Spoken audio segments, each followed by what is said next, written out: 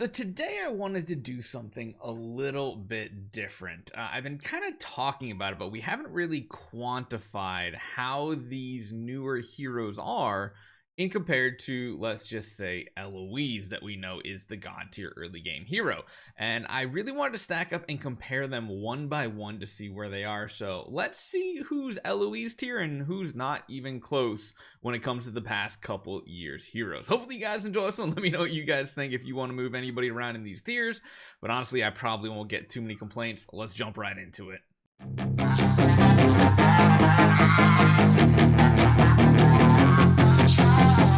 So as we know, even to this day, we might as well just throw her in there now because she's literally in a tier of her own. We have Eloise, just the best of the best hero. Just noticed for some reason all my super high graphics get really downscaled on tier list maker. My goodness.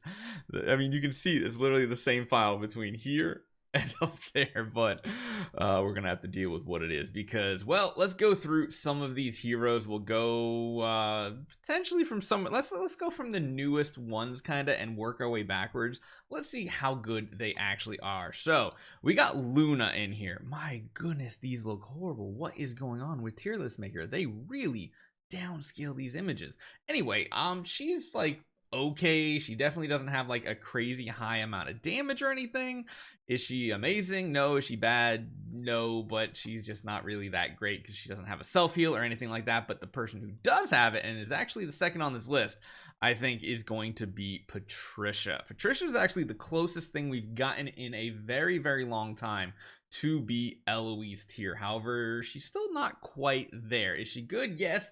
Is she anywhere like she has like the healing, she has some damage output, but it's just it's crazy that she's the second to last hero that we've had and still not even comparing to Eloise whatsoever.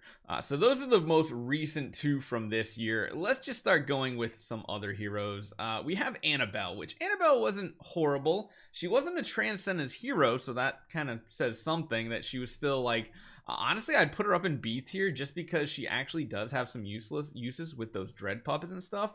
Is she good as a solo hero? Absolutely not, because she's a support hero, but I still would say she's probably more valuable on your account than most people would have.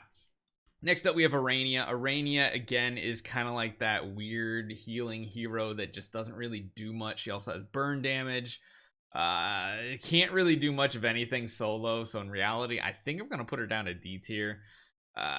Annabelle, I still struggle with, but I think we'll leave her there for the time being. Next up is Ilamok. I do think Ilamok's actually better than Luna overall. Do I say that?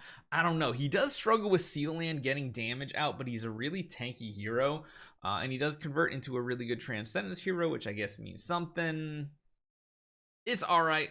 Next hero, we have basically a suicide hero. The only way he does damage is by dealing damage to himself and such, which is just a weird thing.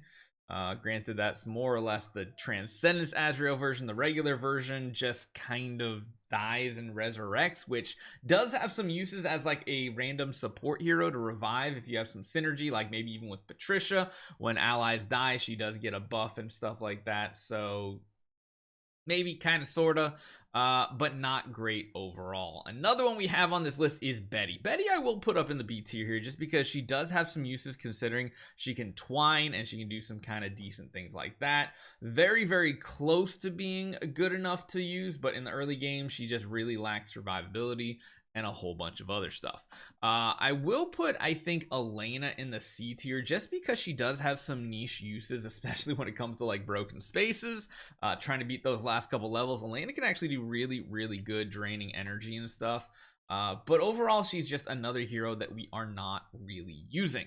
After that, we have Eos. Eos is actually going to go pretty much to the tippy top of this list besides one or two other heroes. Eos was actually, even in her nerf state, a pretty decent hero. She can get Sealand 20 done with decent power. She has some healing, some damage, some dot. She was pretty good. However, she is one of the oldest heroes on this list.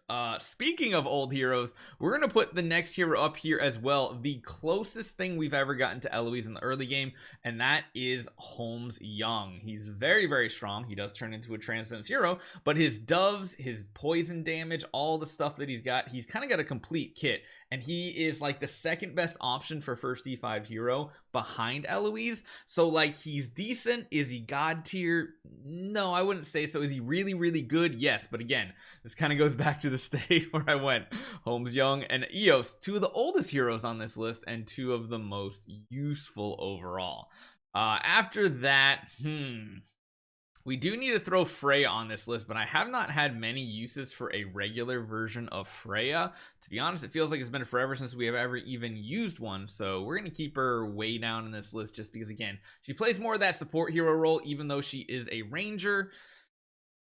I don't know what to say. Another hero I don't really know what to say about is Gaggy. I don't think I've really used Gaggy at all. He did not do well when we used him in Sealand and such. It was pretty lacking overall. It just didn't feel that great to use him. I'd probably keep him pretty much down the bottom.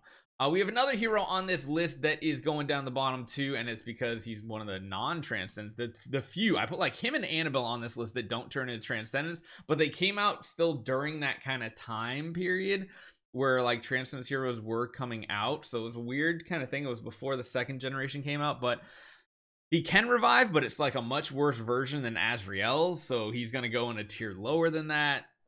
Kind of self-explanatory. Another hero I think I'm going to put down in the lower tiers is going to be Yorm Tum. Yorm Tum just really lacks in damage. It seems like they just have really bad ideas when it comes to the design of assassin heroes in this game, especially normal assassin heroes, and they just don't stack up against anybody else. Although this next one kind of does. I am going to put G-Ster up in the B tier. G-Ster surprisingly did okay when it came to some early game stuff. It's just he kind of falls off. He's not as strong as you really want him to be, but he's still like an okay hero for like one of those middle of the road heroes.